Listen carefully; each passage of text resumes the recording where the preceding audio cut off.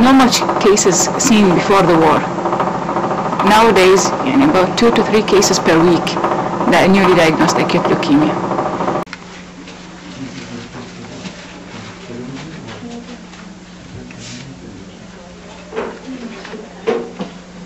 The incidence of leukemia in Iraq was much increased within the 10 years, and the type of them also become more aggressive than before. ما عندي شاشة تعبد له.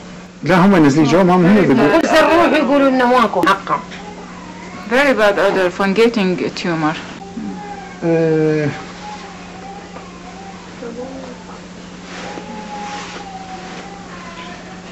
شو اسمها؟ سايرين مجيد. أنت منين؟ من الرمادي. سارين مجيد، غير عمرها؟ 5 سنوات. 5 years, suffering from fungating a tumor in the abdomen. Worms, worms a tumor. It means tumor from the kidney and fungating through the abdominal wall outside. شو صار له؟ الشهر الواحد. From 8 months. Doctor, what can you do for him? How can you treat him? Actually, I think it is too late to treat such cases. There is only we will try to a palliative surgery with chemotherapy. Yes. Palliative surgery, just we remove this fungating tumor and give her chemotherapy. And the prognosis very poor for her. We told them that we don't have an explanation mostly about this syndrome. Could be and most probably the weapon, depleted uranium.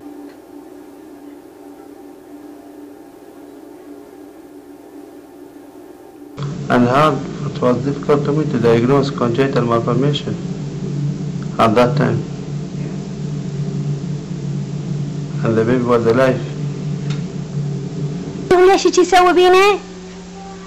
ما أقول الله فوق راسي، هذا الله القوي. إحنا أملنا برب العالمين. يعني هو هذا مو عزيز علي أني؟ بعز عيني، يمكن لو عيني رايحة ولا ابني هيك صاير بي. ليش هو هيك يسوي بينا؟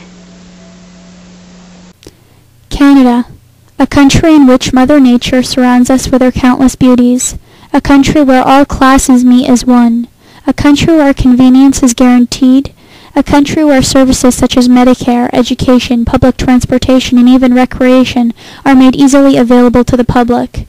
We definitely live in a heaven on earth. In 5 billion years, our sun will explode into a white dwarf, according to NASA projections. The half-life of uranium-238 is 4.5 billion years. This means that by the time the Earth ceases to be a planet, only a little more than half of the depleted uranium that the United States Army is firing into Iraq and other countries around the world will be gone. The radiological impact of depleted uranium will continue to affect the Iraqi people for eternity.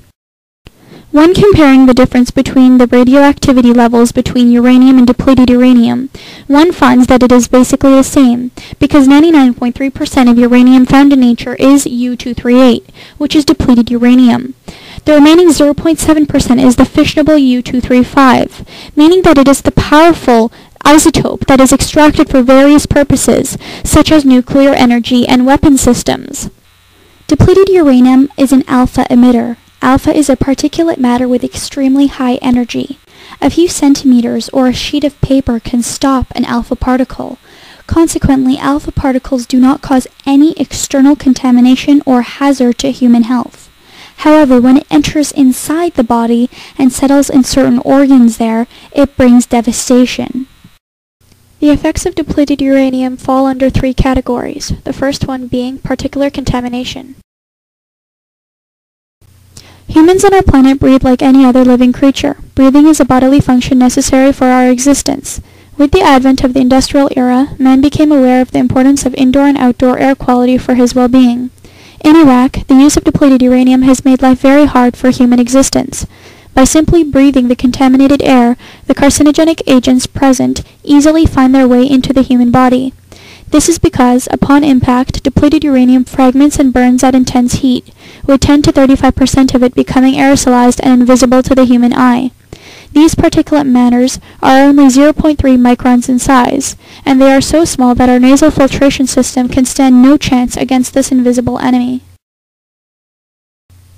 As for the other 65 to 90% that does not turn into particulate matter, these larger particles, because of their high density, fall very quickly to the surface of the Earth. The environmental impacts of these particles is far worse than any cluster bomb, since it causes billions of silver bullets to precipitate on the surface of the Earth.